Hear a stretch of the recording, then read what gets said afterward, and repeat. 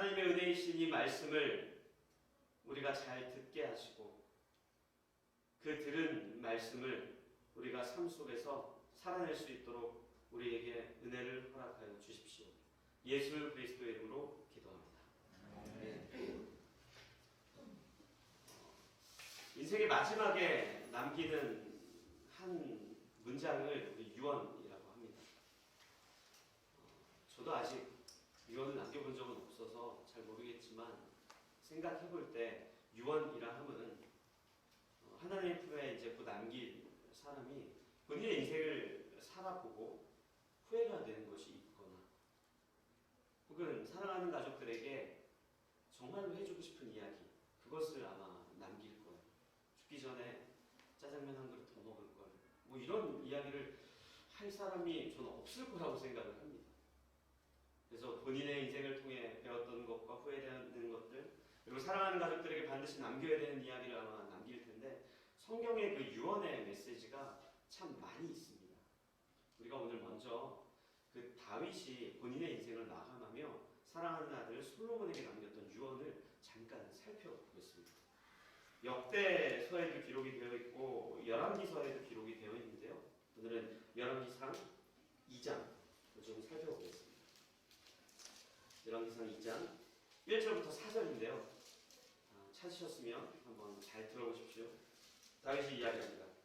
다윗이 죽는 날이 임박함에 그의 아들 솔로몬에게 명령하여 이르되 내가 이제 세상 모든 사람이 가는 길로 가게 되었노니 너는 힘써 대장부가 되고 내 하나님 여호와의 명령을 지켜 그 길로 행하여 그 법률과 계명과 율례와 증거를 모세의 율법에 기록된 대로 지키라. 그리하면 네가 무엇을 하든지 어디로 가든지 형통할지라. 여호와께서 내 일에 대하여 말씀하시기를 만일 네 자손들이 그들의 길을 삼가 마음을 다하고 성품을 다하여 진실이 내 앞에서 행하면 이스라엘 왕위에 오를 사람이 내게서 끊어지지 아니하리라 하신 말씀을 확실하게 이루게 하시리라. 아멘. 이게 다윗이 마지막 남긴 이야기입니다. 2절에 이 1절, 2절 보면 굉장히 재밌는 내용이에요. 뭐 쉽게 설명하면 이런 거예요. 사람들이 다 죽는 것처럼 나도 이제 죽는다. 안 죽는 사람이 어딨냐? 나도 이제 죽는다. 하나님 품에 안긴다. 이런 이야기예요. 그런데 그 다음 이 3절부터 기록되어 있는 내용이 굉장히 긴 문장으로 기록되어 있는 것 같지만 간단하게 이야기하면 하나님 말씀 잘 들어라. 하나님 말씀 잘 묵상해라.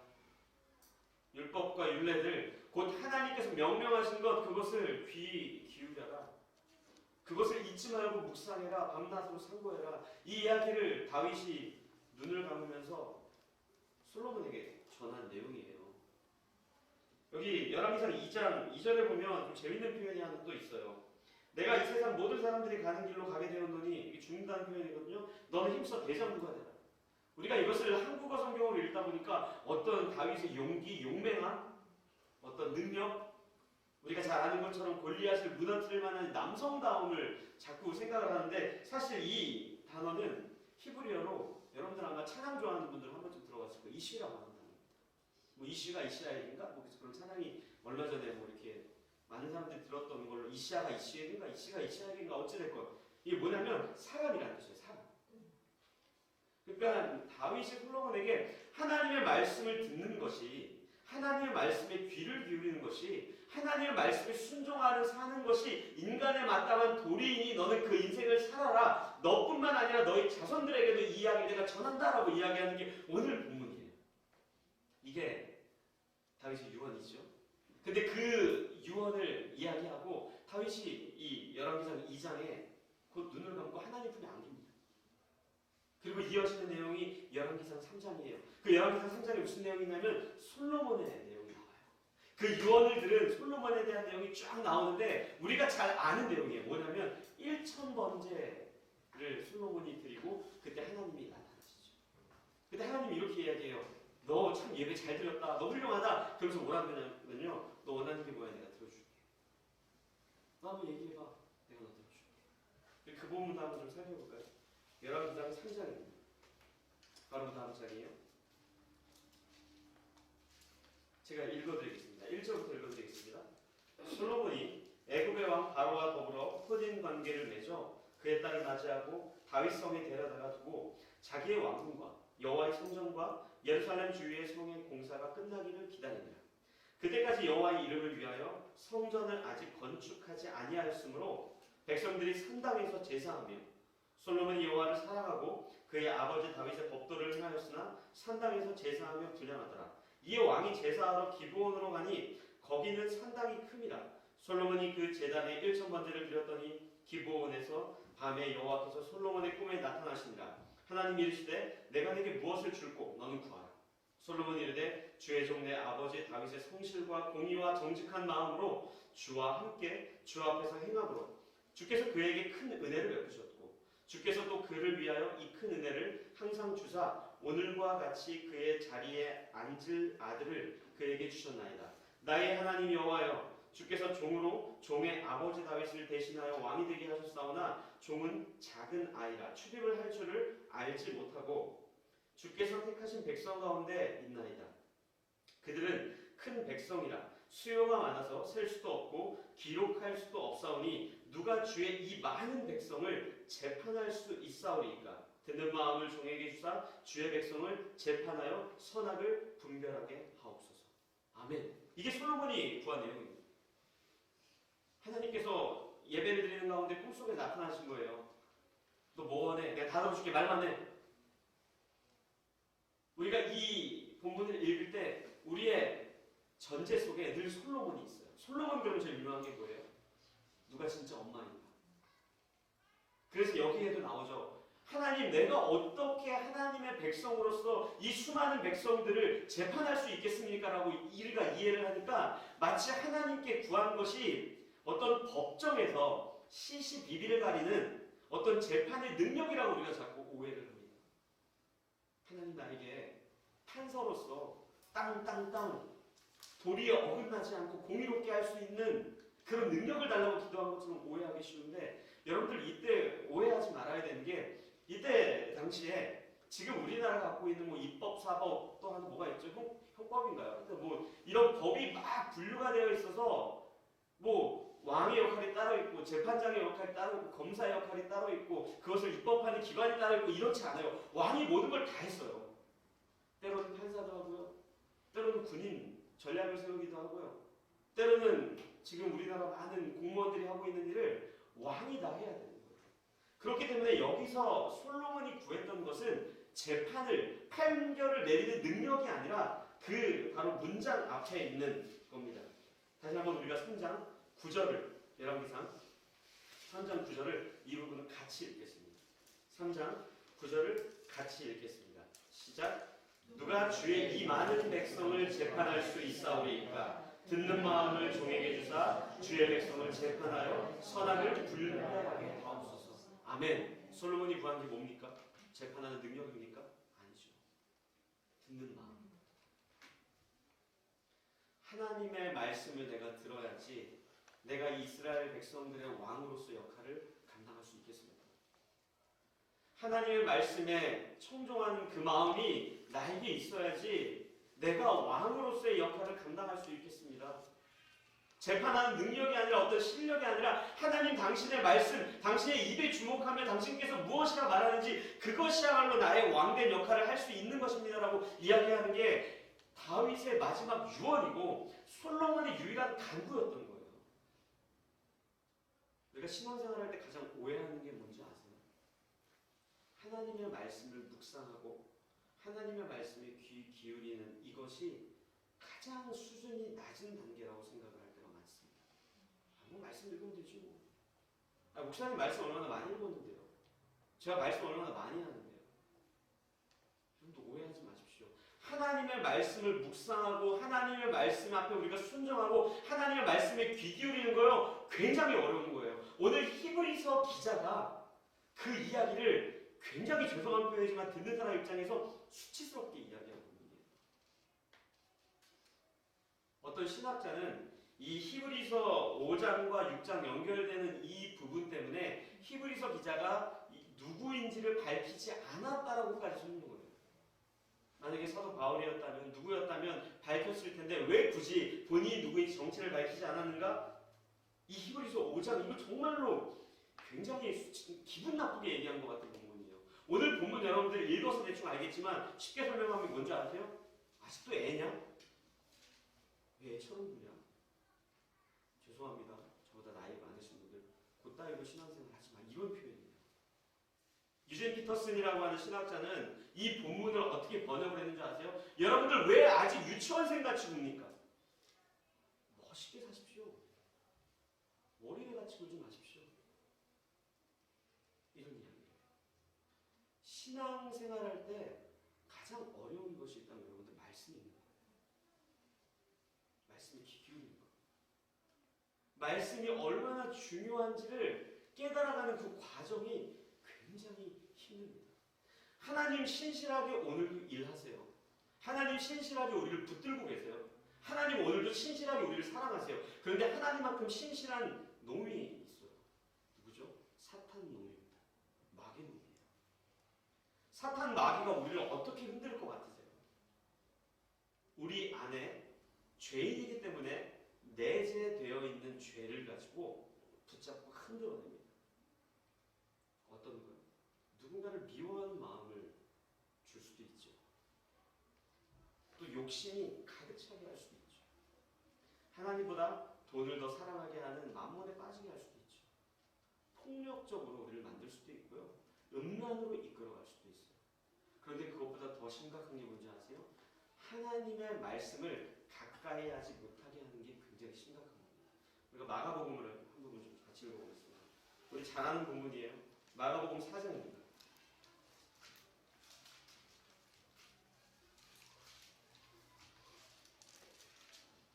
마가복음 4장 10절부터 제가 읽어드리겠습니다. 들어보십시오. 예수께서 홀로 계실 때 함께한 사람들이 12제자와 더불어 그 비유들에 대하여 물으니 이르시되 하나님 나라의 비밀을 너희에게는 주었으나 외인에게는 모든 것을 비유로 하나니 이는 그들로 보기는 보아도 알지 못하며 듣기는 들어도 깨닫지 못하게 하여 돌이켜 죄사함을 얻지 못하게 하려 함이라 하시고 또 이르시되 너희가 이 비유를 알지 못할진대 어떻게 모든 비유를 알겠느냐? 뿌리는 자는 말씀을 뿌리는 것이라 말씀이 길가에 뿌려졌다는 것은 이들을 가리킴이니 곧 말씀을 들었을 때 사탄이 즉시 와서 그들에게 뿌려진 말씀을 빼앗는 것이요. 아멘. 뭐라 그럽니까? 사탄이 하는 일이 뭐라 그래요? 하나님의 말씀을 빼앗는 것이래요. 이게요, 우리가 이 마가복음을 읽지 않아도 너무 잘 이해가 되는 거예요. 창세기 1장, 2장, 3장을 보면요, 아담과 하와가 있잖아요. 아담과 하와에게 사탄이 처음으로 시험했던 내용이 뭡니까? 그들에게 폭력성을 조장하지 않아요. 야, 네 배필 좀 때려. 쟤 너보다 이쁘게 생겼잖아. 이렇게 이야기하지 않아요. 야, 에덴 동산 좀 있으면 땅가 모를 텐데 거기 선 긋고 여기 빨리 네 땅 차지해. 여기 오를 거야. 여기랑 비교조차 안 돼. 히데길 강이 흐르는 거기, 유브라데 강이 흐르는 거기 빨리 선점해. 거기 한강뷰야. 뭐 이렇게 얘기했겠어요? 그런 얘기 안 하죠. 음란을 이야기합니까? 벌거벗고 다녔다니까요. 뭘 가지고 이야기해요? 하나님 말씀에 불순종하게 만든다. 내가 너에게 모든 걸 허락했는데, 내가 너를 사랑하는데 그 가운데 있는 선악을 알게 하는 그 과실은 먹지 마. 죽을 거야. 그 이야기에 순종하지 못하고 그 이야기를 신뢰하지 못하게 한다고요. 그게 사탄이 첫 번째 하는 거예요. 우리 인생 속에 죄악들이 가득하고 누군가를 미워하고 하나님의 백성답게 살지 못하는 수많은 것들 가지고 여러분들 애통하고 비참해하는 걸 내가 잘 압니다. 그런데 정말 매일 아침 눈을 떠서 하나님의 말씀 전혀 읽지도 않고 아무렇지도 않게 살아가는 그 인생의 비참함은 아무도 안 느끼세요? 중요하지 않은 것 같으세요? 가장 중요한 거예요. 오늘 히브리서 기자가요, 히브리서 5장 11절에 이런 내용이 있죠. 멜기세덱에 관하여는 우리가 할 말이 많으나 너희가 듣는 것이 두나무로 설명하기 어려운, 이게 무슨 뜻인지 아세요? 하나님의 말씀을 좀 공부를 못해서 머리큐가 좀 딸려서 이해하기 어려우니까 내가 말하지 않을게, 이렇게 이야기하는 본문이 아닙니다. 여러분들 이 본문에 나와 있는 이 단어, 여러분들 묵상할 때 헬라어 같은 거 할 때 언어를 조금 살펴보면 좋은 게 두나다라고 하는 번역이 사실 좀 잘못됐어요. 뭐냐면 게으르다, 이런 표현이에요. 그러니까 말씀에 대해서 게으르다는 거예요. 왜요? 하나님이 가장 기뻐하는 그 일을 사탄이 방해하고, 그뿐인지 아십니까? 두나다라고 하는 표현이 게으르다 뿐만 아니라 동시에 내가 갖고 있는 지식과 내가 갖고 있는 경험과 내가 지금까지 살아 미루어 봐서 내린 결론과 하나님의 말씀이 꽝 하고 충돌할 때 하나님의 말씀으로 쫓아가는 것이 아니라 나의 지식과 경험으로 쫓아가는 아주 둔한 그때 당시 초대교회 성도들의 모습이었기 때문에 그것이야말로 너희들의 유아적인 신앙 아니냐, 너희들의 수준 낮은 신앙 아니냐. 너희들 지금 예수를 믿은 다음 벌써 이미 선생이 되어야 되는데 왜 아직도 유치원생같이 굽니까? 라고 굉장히 수치스러운 이야기를 오늘 히브리서 기자가 하고 있는 거예요. 거기에서 우리는 자유롭습니까? 여러분 진짜 비참한 건요, 말씀 한 절 읽지 않고 룰루랄라 하나로 살아가는 거예요. 하나님 신뢰하지 않고 아무런 일이 우리 인생 속에 일어나지 않는 거예요. 신앙에 대해서 무뎌지고 있고 무너져가고 있고 하나님의 말씀이 무엇인지조차 모르고 살면서도 크리스찬이라고 이야기하면서 예배드리고 앉아있는 우리가 진짜 비참한 거예요. 저 같은 목사는 더 비참해야 됩니다.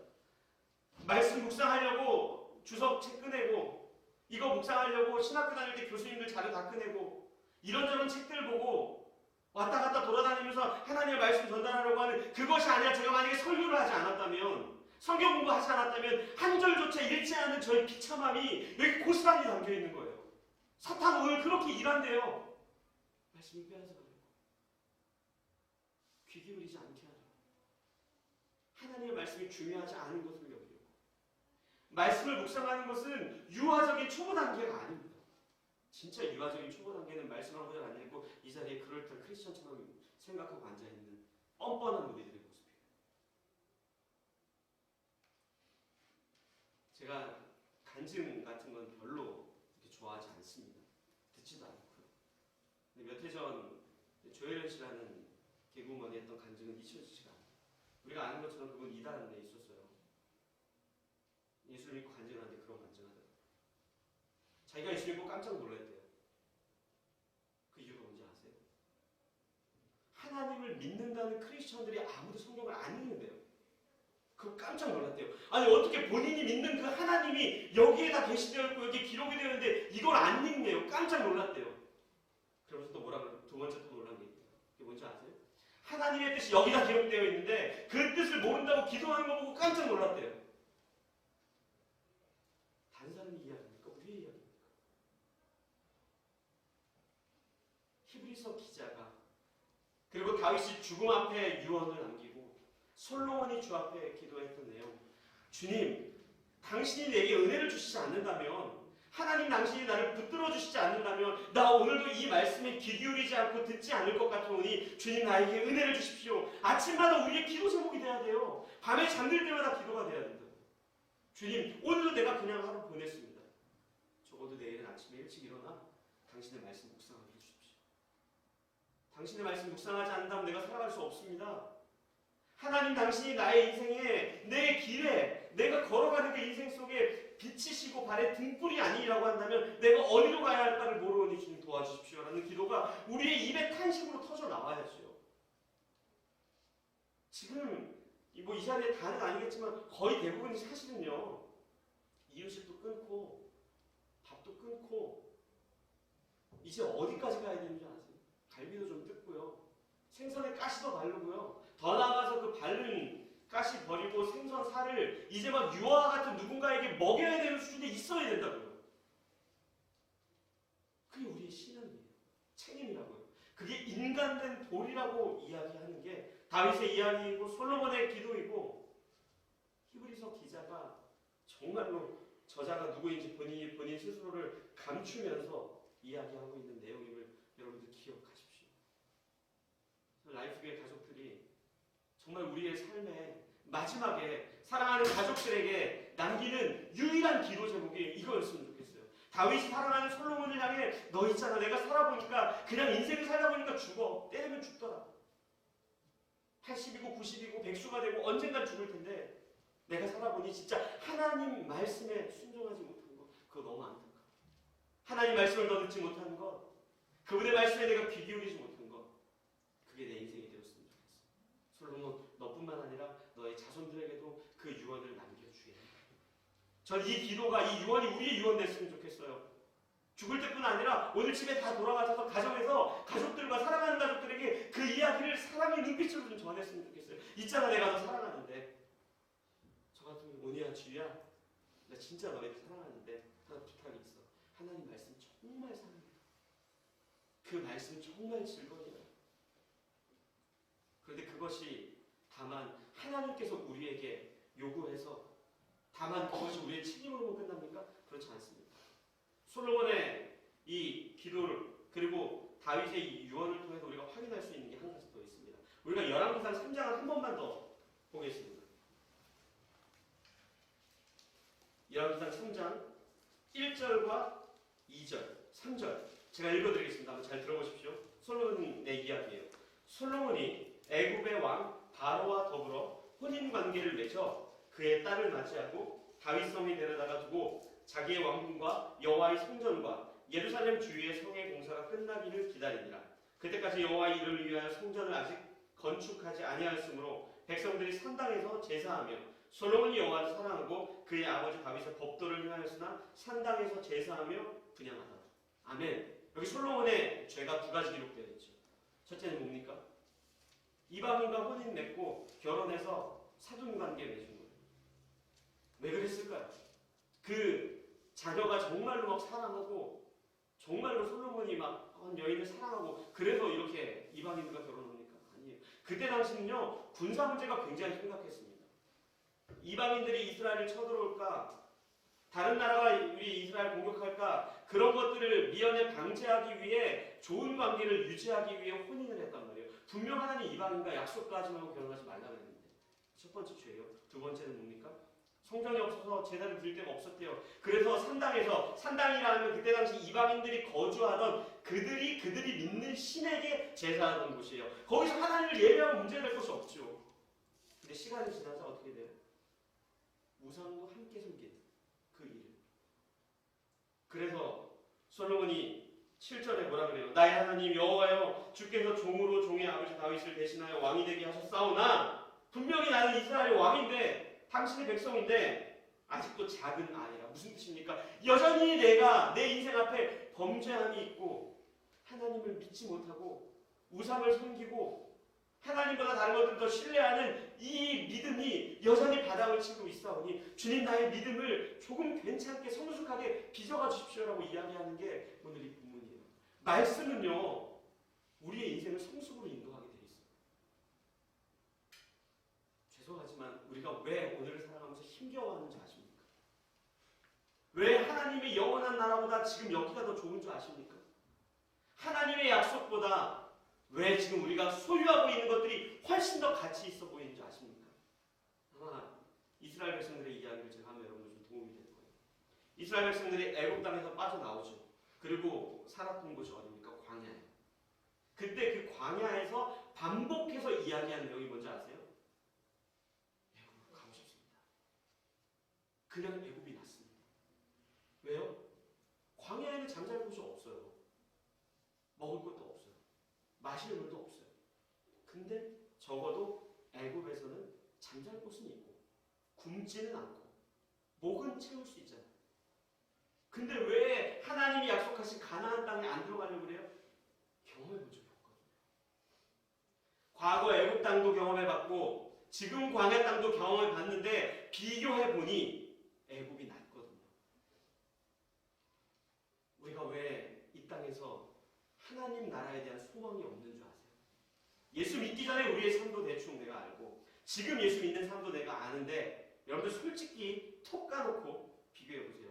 예수 믿기 전의 삶과 지금의 삶 중에 어떤 게 더 편하십니까? 저는 모태신앙이지만 예수를 인격적으로 믿지 않았을 때가 있어요. 저 그때가 더 편했어요. 솔직히 얘기해서 더 편했습니다. 내 마음대로 죄 지어도 죄에 대한 죄책감도 없어요. 지금은 그 사이에 낑겨 있잖아요. 이렇게 하자니 마음과 양심에 찔리고 또 완전히 하나님의 백성처럼 살아가자니 이게 너무 좋은 걸 우리가 아는 거예요. 범죄하자니 하나님 별로 안 좋아하거든요. 그렇다고 완전히 거룩한 백성으로 사자니 와 너무 힘들고. 우리가 왜 말씀 봐야 됩니까?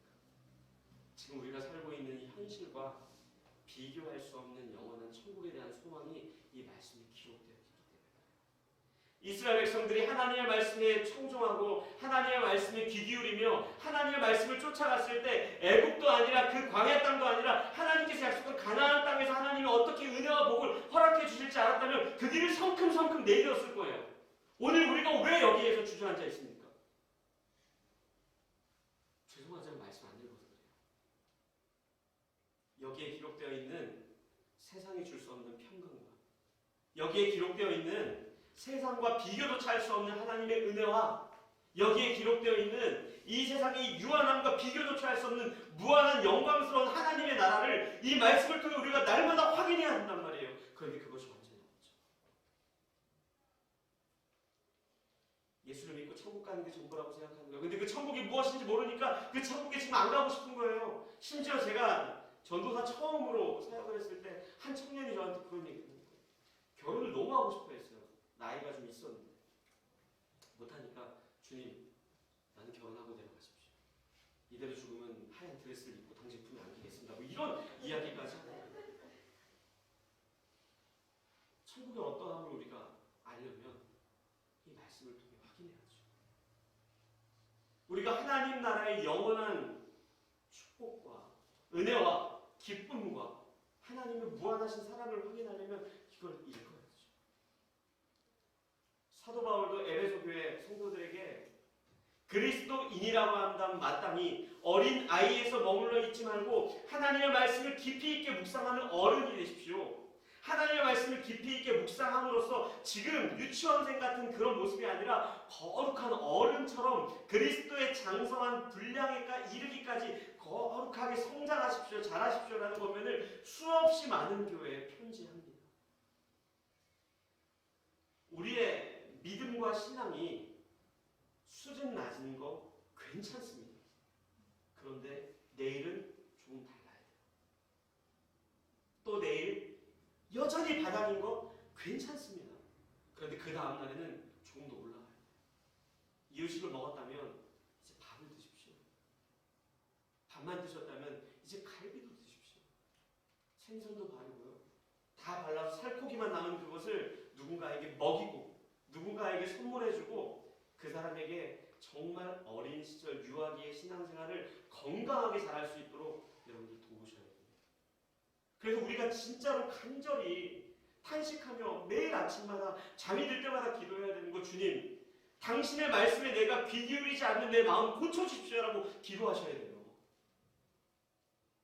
비행기 티켓을 끊고 해외로 선교 나가는 거 훌륭하죠. 하지만 말씀을 읽는 것보다 저는 가치 있다고 생각하지 않습니다. 교회 이름을 내걸고 전도 띠를 두르고 밖에 나가서 복음을 전하고 예수를 믿으십시오. 저는 그것보다 수준 높은 단계가 하나님의 말씀을 더욱더 알려고 노력하고 하나님의 뜻이 무엇인지 알고 내가 그렇게 살아가려고 하는 것, 그것이 정말 훨씬 더 가치 있고 복 있는 훨씬 더 성숙한 그리스도인이라고 생각해요. 그런데 만약 우리의 신앙이 하나님의 말씀과 무관한 삶을 살아가고 있다면 그건 정말 비참한 인생입니다. 그래도 나 뭐 잘하고 있어. 이것도 하고 저것도 하고 저것도 하고 이 일도 하고 저 일도 하고 이 사역도 저 사역도. 아니요. 가장 중요하고 가장 우리가 노력해서 해야 되는 것은 하나님의 말씀을 묵상하고 그대로 살아내는 거예요. 저는 우리 교회 가족들이 정말 오늘 당장 저녁에 잠이 든 그 순간부터 그리고 내일 아침에 눈을 뜰 때 주님 내가 당신의 말씀을 오늘도 읽지 않고 묵상하고 그냥 넘어갈까 봐 두렵습니다. 나를 하나님의 말씀 앞에 앉혀주십시오. 그 말씀을 주야로 묵상하게 해주십시오. 내 인생의 길이요 빛인 그 말씀대로 내가 살아가게 해주십시오. 이거를 정말 여러분 탄식하듯 기도하셔야 돼요. 아마 우리가 탄식하는 것보다 더 세게 사탄은 우리의 마음을 뒤에 흔들 거예요. 말씀 안 읽어도 돼. 이미 너 천국 백성 맞잖아. 이미 구원 받았잖아. 하나님의 은혜라잖아. 네가 안 읽어도 하나님이 너를 사랑하셔. 말씀 안 읽어도 아무런 일 안 일어나잖아. 갑자기 뭐 벼락이 치니? 하늘에서 뭐가 떨어지니? 그런 거 아니잖아. 읽지 않아도 돼. 여러분들 그 사탄의 이야기와 하나님의 말씀이 읽고자 하는 하나님의 은혜와 치열하게 싸우는 한 주가 됐으면 좋겠어요. 제가 마지막으로 이 사도 바울이 에베소 교회 성도들에게 보냈던 편지죠. 에베소서죠. 거기에 했던 이야기를 여러분들에게 마지막으로 좀 읽어드릴게요. 에베소서 4장 13절입니다. 잘 들어보십시오. 우리가 다 하나님의 아들을 믿는 것과 아는 일에 하나가 되어 온전한 사람을 이루어 그리스도의 장성한 분량에 충만한 데까지 이르리니 이는 우리가 이제부터 어린아이가 되지 아니하여 사람의 속임수와 간사한 유혹에 빠져 온갖 교훈의 풍조에 밀려 요동하지 않게 하려 합니다. 오직 사랑 안에서 참된 것을 하여 범사에 그에게까지 자랄지라. 그는 머리니 곧 그리스도. 아멘. 사랑하는 FB의 가족 여러분, 거룩하고 멋있는 어른이 되십시오. 날마다 말씀을 묵상하며 그 말씀으로 살아내는 그런 성도 되면 좋겠습니다. 이 시간 우리가 그렇게 좀 주 앞에 좀 간절하게 기도했으면 좋겠습니다. 핑계가 너무 많죠. 시간이 없어요. 너무 뻔한 내용이에요. 읽어도 내 인생에 아무런 변화가 안 일어납니다. 얼마나 많습니까? 오늘 바빴어요. 내가 그냥 바쁜 거 아니잖아요. 하나님 당신의 일을 하느라 바빴어요. 주님, 내가 오늘부터 그런 변명으로 주 앞에 부끄럽지 않고 정말 하나님 말씀을 묵상하며 성숙한 성도 되게 해주십시오. 당신이 은혜를 주셔야 됩니다. 당신이 도움을 주셔야 됩니다. 이 마음을 가지고 함께 기도하겠습니다. 기도하시겠습니다. 사랑하는 하나님